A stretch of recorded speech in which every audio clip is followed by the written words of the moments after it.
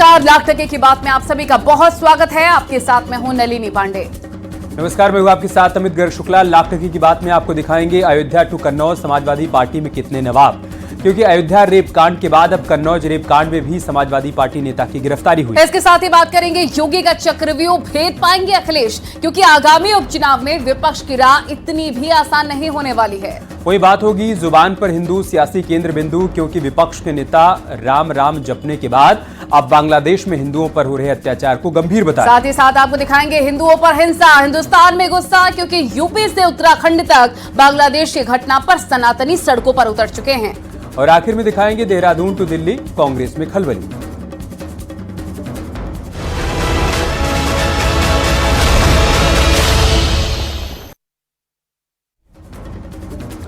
अयोध्या के बाद कन्नौज रेप कांड में समाजवादी पार्टी के नेता की गिरफ्तारी हुई है। नवाब यादव समाजवादी पार्टी में पूर्व ब्लॉक प्रमुख रहा है, जिस पर नाबालिग से रेप की कोशिश का आरोप लगा है। और अब सपा नेता नवाब यादव की गिरफ्तारी पर बीजेपी सवाल पूछ रही है। बीजेपी का कहना है कि अयोध्या के बाद कन्नौज में भी सपा नेता का नाम रेप कांड में आने पर पार्टी पर प्रश्न चिन्ह खड़े हो रहे हैं। हालांकि इन सबके बीच समाजवादी पार्टी अब नवाब यादव को पहचानने से इनकार कर रही है और इस रेप कांड से पल्ला झाड़ती हुई नजर आ रही है। इसी पर आपको एक रिपोर्ट दिखाते हैं।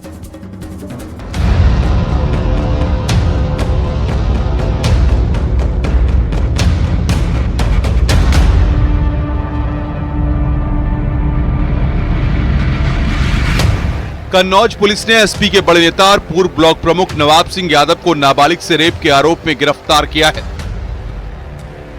पुलिस ने रविवार रात नवाब सिंह यादव को डिग्री कॉलेज से गिरफ्तार किया। इस मामले में पुलिस पॉक्सो एक्ट समेत गंभीर धाराओं में मुकदमा दर्ज करते हुए पीड़िता को मेडिकल के लिए भेजा गया है।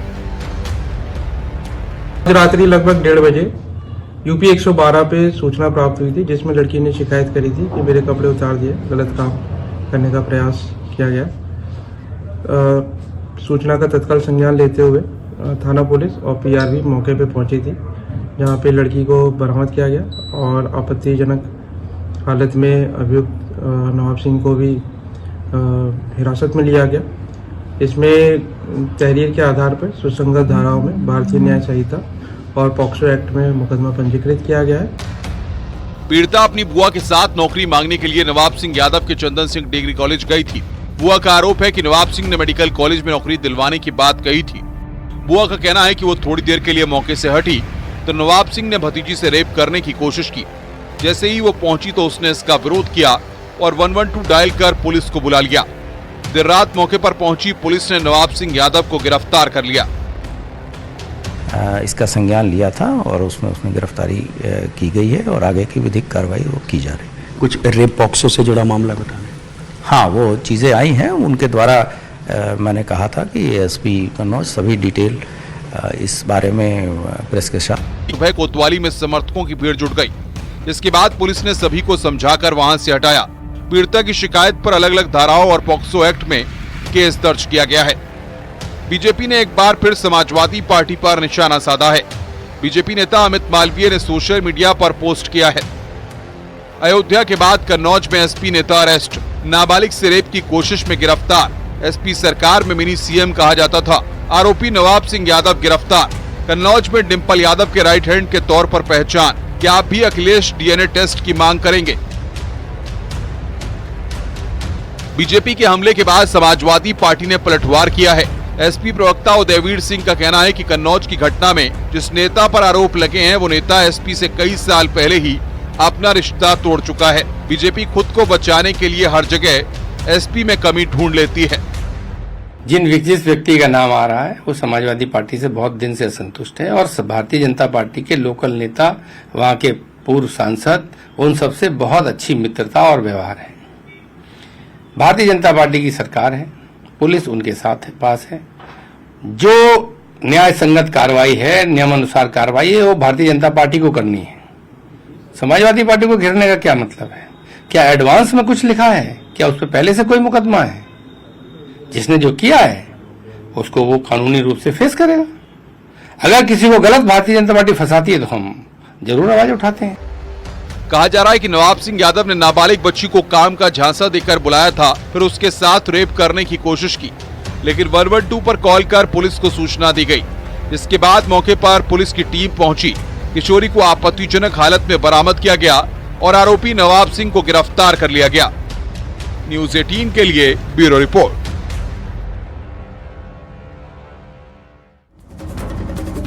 तो वहीं कन्नौज रेप कांड पर बीजेपी की तीखी प्रतिक्रिया सामने आई है। डेप्यूटी सीएम ब्रजेश पाठक ने समाजवादी पार्टी को गुंडों की पार्टी तक करार कर दिया। तो सवाल ओम प्रकाश राजभर ने भी पूछा है। उन्होंने कहा, क्या अखिलेश यादव फिर से डीएनए टेस्ट की मांग करेंगे? जानते हैं कि समाजवादी पार्टी का डीएनए ही गुंडई, अराजकता, बहु बेटी की इज्जत आबरू को खतरे में डालने वाले लोगों को प्रमोट करने का है।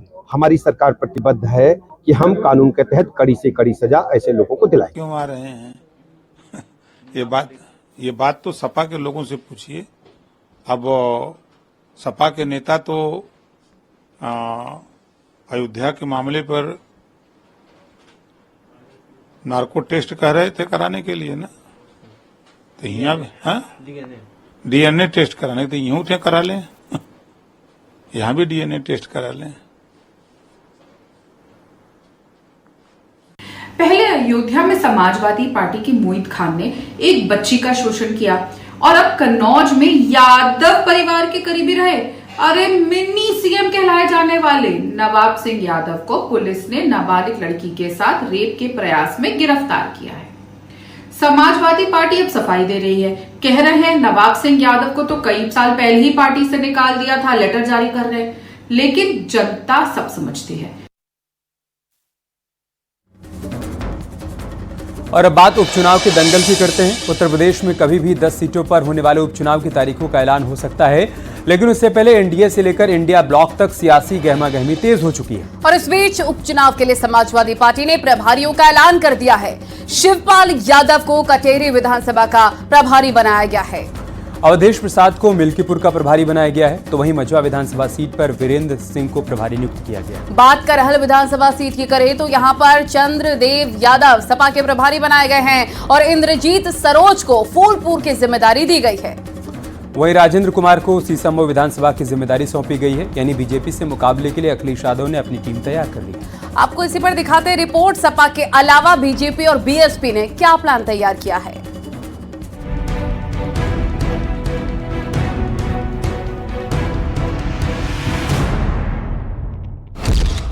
उत्तर प्रदेश में एक बार फिर सियासी दंगल शुरू हो चुका है। सीएम योगी अखिलेश यादव और मायावती एक बार फिर ताल ठोक रहे हैं उस चुनाव के लिए जिसे लिटमस टेस्ट माना जा रहा है 2027 के लिए। अब इस सत्ता के सेमीफाइनल में किसका दांव बेस्ट होगा, अब इसकी रणनीति बन रही है। सीट शेयरिंग पर मंथन चल रहा है और सहयोगियों से राय मशवरा किया जा रहा है। 10 सीटों पर होने वाले इस उपचुनाव में किसकी कैसी तैयारी है, कौन किस पर भारी है, इन सारी बातों को समझेंगे। लेकिन सबसे पहले बात तमाम साथियों की जो अब भी सीटों के इंतजार में हैं। बीजेपी 10 में 9 सीटों पर खुद चुनाव लड़ेगी, सिर्फ एक सीट आरएलडी के खाते में जाएगी। समाजवादी पार्टी करीब 6 से 7 सीटों पर चुनाव लड़ेगी। अखिलेश यादव 3 से 4 सीट कांग्रेस को दे सकते हैं। मायावती उपचुनाव में किसी से गठबंधन नहीं करेंगी। बीएसपी सभी 10 सीटों पर अकेले उपचुनाव लड़ेगी। यानी इन 10 सीटों पर होने वाले चुनाव के लिए सबसे जरूरी सीट शेयरिंग है, जिस पर फिलहाल सहयोगियों के साथ मंथन चल रहा है। सबसे बड़ी बात ये कि बीजेपी अपने सहयोगियों को मना चुकी है, लेकिन समाजवादी पार्टी और कांग्रेस के बीच फिलहाल सीट शेयरिंग पर आपसी सहमति नहीं बन पाई है। दावा है 5 सीटों पर कांग्रेस उपचुनाव लड़ने के मूड में है। 2022 में जहां एसपी की हार, उन 5 सीटों की डिमांड हो रही है। मीरापुर, गाजियाबाद, खैर, फूलपुर, मझवा सीट की मांग हो रही है। यूपी कांग्रेस ने केंद्रीय नेतृत्व को प्रस्ताव भेजा है, तो दूसरी तरफ बीजेपी अपने सहयोगियों के साथ तालमेल बिठा चुकी है। जयंत चौधरी भी उपचुनाव को लेकर बीजेपी के साथ बैठक कर चुके हैं। लेकिन सबसे बड़ा सवाल है, आखिर विपक्ष की तैयारी कैसी है। तो उपचुनाव निश्चित रूप से एक अवसर है जब जनता को अपने मनोभाव को प्रकट करने का एक बार अवसर मिलेगा। और जिस तरीके से चुनाव के दौरान झूठ फरेब के द्वारा उत्तर प्रदेश और देश में वोट लिए गए, पीडीए का गान गाया गया, लेकिन अब असलियत सामने है। उत्तर प्रदेश की जनता 10 के 10 उपचुनाव में अपने भाव को प्रकट करके समाजवादी पार्टी और कांग्रेस का सुपड़ा साफ करेगी। समाजवादी पार्टी ने अपने जो प्रभारी हैं वो बना दिए हैं। हमारी विधानसभा चुनाव में तैयारी पूरी है, प्रत्याशियों की सूची भी पीडीए की पूरी है और जैसे ही चुनाव की घोषणा होगी इंडिया गठबंधन अपने प्रत्याशियों की सूची जारी कर देगी। भारतीय जनता पार्टी को हराना, भारतीय जनता पार्टी को 10 की 10 सीटों पर हराना, यही पीडीए की तैयारी है, यही इंडिया गठबंधन की तैयारी है। यानी एक तरफ समाजवादी पार्टी में सीट शेयरिंग का फॉर्मूला अब तक क्लियर नहीं है, तो दूसरी तरफ बीजेपी अपने सहयोगियों के साथ आगे की रणनीति तैयार कर चुकी है। लेकिन सबकी नजर एक बार फिर मायावती के एकला चलो वाले फैसले पर जा टिकी है। आखिर मायावती के अकेले चुनाव लड़ने से किसका फायदा, किसका घाटा होने वाला है? फिलहाल उपचुनाव की राजनीति इसी के इर्द गिर्द घूम रही है। Bureau report, news 18।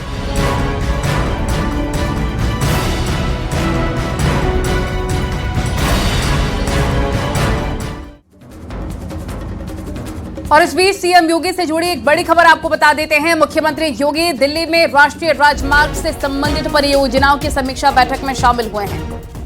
केंद्रीय सड़क परिवहन मंत्री नितिन गडकरी के सामने सीएम योगी ने प्रदेश में राष्ट्रीय राजमार्गों के विस्तार की मांग रखी है। उन्होंने कहा कि कैसे विस्तार दिया जाए तमाम राजमार्गों को, उसकी रूपरेखा इस मीटिंग के दौरान उनकी तरफ से रखी गई। और बैठक में सीएम योगी ने भरोसा दिलाया है कि राज्य में राष्ट्रीय राजमार्गों के विस्तार की प्रक्रिया को थमने नहीं दिया जाएगा। मुख्यमंत्री ने बताया है कि साल 2017 में प्रदेश में 8,364 किलोमीटर लंबे 48 राष्ट्रीय राजमार्ग थे, जबकि 2024 में इनकी संख्या बढ़कर 93 हो गई। मुख्यमंत्री ने वाराणसी, मथुरा और अयोध्या का विशेष रूप से जिक्र किया। उन्होंने बताया कि पर्यटकों और तीर्थयात्रियों की संख्या दिनों दिन बढ़ती जा रही है।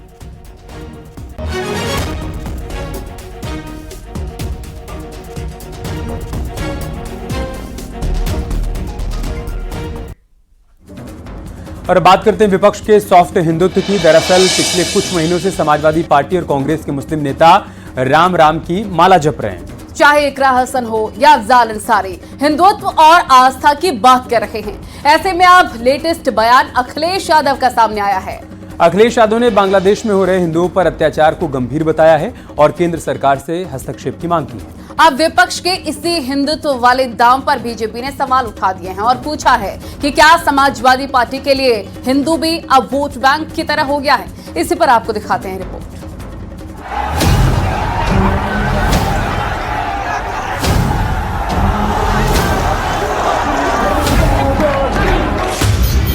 हिंदुत्व के पिच पर सियासी बैटिंग करने की चाह अब मुस्लिम नेताओं को मंदिर की राह तक ले जा रही है। हम अगर अपने धर्म को पवित्र मानते हैं, अच्छा मानते हैं, तो हमें दूसरे धर्म का भी सम्मान करना चाहिए। जो दूसरे धर्म से घृणा करता है वो कभी अपने धर्म से भी प्यार नहीं कर सकता। नाम से इमरान, लेकिन जुबान पर जय जय श्री राम। श्री राम नारा नहीं विश्वास है, ये भौतिकता की नहीं मन की प्यास है। राम नहीं मिलेंगे मंदिर के फेरों में, राम मिलेंगे शबरी के झूठे बेरों में, राम मिलेंगे सीता की पावनता में, राम मिलेंगे अंगद वाले पाँव में, राम मिलेंगे मर्यादा से जीने में, राम मिलेंगे हनुमान जी के सीने में। ये तस्वीर आपको हैरान कर सकती है, लेकिन ये हकीकत है, क्योंकि पिछले 1-2 महीने में समाजवादी पार्टी और कांग्रेस के मुस्लिम नेता जिस तरह हिंदुत्व की बात कर रहे हैं, मंदिर मंदिर मत्था टेक रहे हैं, वो इशारा करता है बहुसंख्यक वोट की तरफ, वो इशारा करता है 80+20 की तरफ।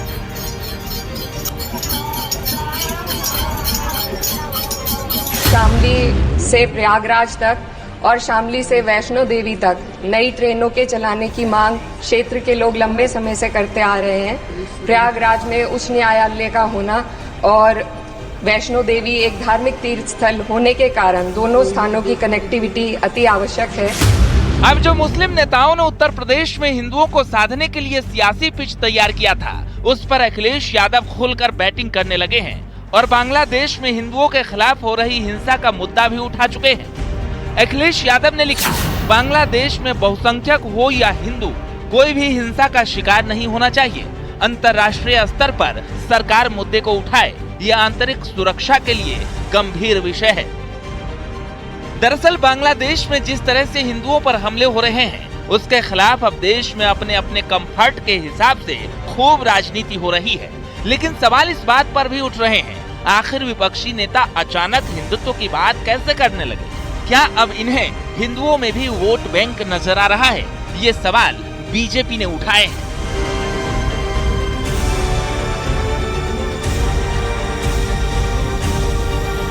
अब जानबूझ करके ये केवल नाटक करने का काम कर रहे हैं कि इन्हें हिंदुओं की परवाह हो गई है।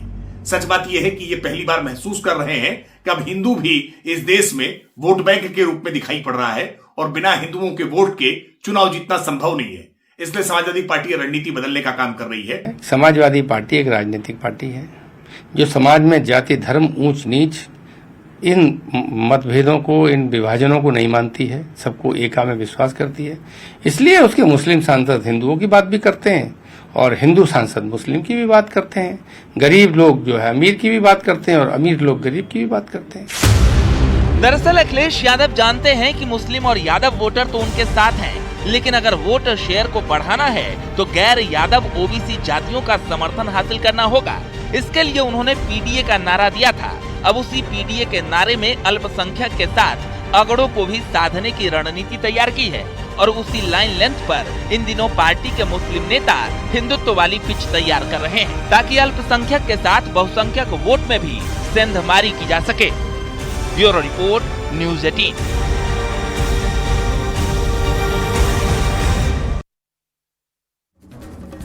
और अब बात सियासत से अलग हिंदुओं पर हो रहे जुल्म के खिलाफ सच में आवाज उठाने वालों की कर लेते हैं, क्योंकि हिंदुस्तान में हिंदूवादी संगठन अब सड़कों पर हैं। बांग्लादेश में हिंदू समुदाय पर हमलों के खिलाफ भारत में लगातार विरोध प्रदर्शन बढ़ रहे हैं।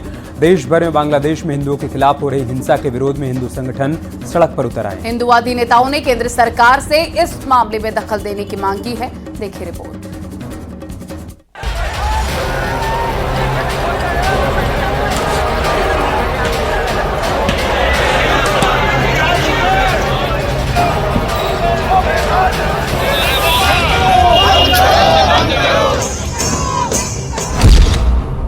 बांग्लादेश में जारी है हिंदुओं पर हिंसा।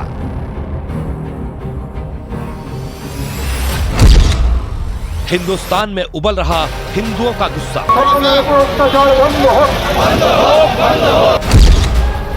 बांग्लादेश में कब थमेगी हिंदुओं पर हिंसा?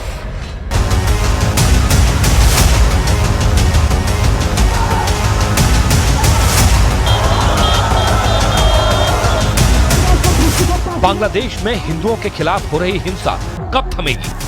बांग्लादेश की नई सरकार कब दंगाइयों के खिलाफ एक्शन लेगी? कब बांग्लादेश में हिंदू अल्पसंख्यक सुरक्षित होंगे? ये वो सवाल हैं जो भारत के हिंदुओं को भी चैन से सोने नहीं दे रहे। बांग्लादेश में हिंदुओं पर हो रहे अत्याचार की खबरें लगातार सामने आ रही हैं और देश भर में बांग्लादेश के हिंदुओं को न्याय दिलाने की मांग जोर पकड़ रही है। बांग्लादेश में हिंदुओं की सुरक्षा सुनिश्चित कराने की मांग को लेकर देश भर में प्रदर्शन हो रहे हैं। बांग्लादेश में तख्ता पलट के बाद अल्पसंख्यक हिंदुओं पर हुए अत्याचार के खिलाफ संभल में हिंदू संगठनों ने विरोध प्रदर्शन कर पीड़ित हिंदुओं को भारत में लाने की मांग की है। तो रांची में कई हिंदू और बंगाली संगठनों ने बांग्लादेश में हिंदुओं पर हो रही हिंसा के मामले में भारत सरकार से हस्तक्षेप करने का आग्रह किया है।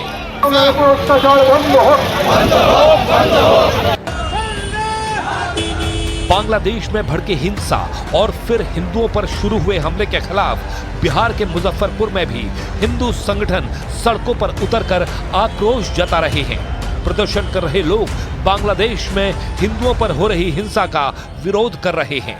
संयुक्त राष्ट्र संघ से इस मामले में हस्तक्षेप करने की मांग कर रहे हैं। अब देश के प्रधानमंत्री और केंद्र की सरकार से मांग करते हैं कि इस मुद्दे को लेकर वो अविलंब संयुक्त राष्ट्र संघ में जाएं और उनको ये सजेशन दें कि भारत की शांति सेना बांग्लादेश में जाना चाहिए, इसकी ऑथोरिटी दे और भारतीय सेना को शांति सेना के रूप में भेजकर वहाँ के हिंदुओं की रक्षा होनी चाहिए।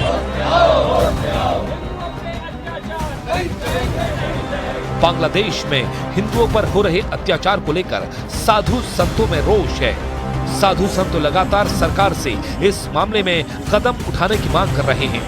मथुरा, हरिद्वार और अयोध्या में साधु संतों ने प्रदर्शन कर बांग्लादेश में हिंदुओं के साथ हो रही ज्यादती पर सरकार से दखल देने की मांग की। संतों के चित्त में आक्रोश है। इस देश की सरकार से हमारी ये चाह है कि वो वहाँ के, मैं निश्चित मानती हूँ कि बांग्लादेश के हिंदुओं के लिए सरकार ने कदम उठाए होंगे, लेकिन हम यहाँ भारत के समस्त हिंदुओं को ये कहना चाहते हैं कि जब आप अपने ऊपर हो रहे अत्याचारों की आवाज नहीं उठाएंगे तो आपके लिए रोने वाला कोई नहीं है। आज हरिद्वार के 13 अखाड़ों के पूज्य संतों के प्रतिनिधित्व ने एक ज्ञापन महामहिम राष्ट्रपति प्रधानमंत्री जी को भेजा है कि भारत सरकार बांग्लादेश में हस्तक्षेप करे और वहां पर हो रहे हिंदुओं के अत्याचार को तत्काल प्रभाव से रोका जाए। वाराणसी में बांग्लादेश में हिंदुओं पर जारी हिंसा के खिलाफ महिलाएं सड़क पर उतरी तो राजधानी दिल्ली में भी हिंदू संगठनों ने बांग्लादेश में हिंदुओं पर हो रहे अत्याचारों के खिलाफ विरोध प्रदर्शन किया।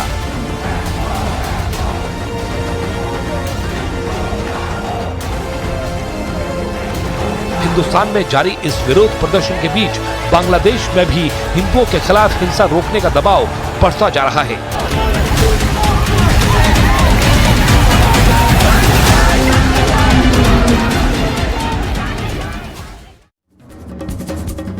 और इन्हीं तमाम खबरों के साथ लाख टके की बात में आज के लिए फिलहाल इतना ही। खबरें जारी हैं, बने रहें हमारे साथ।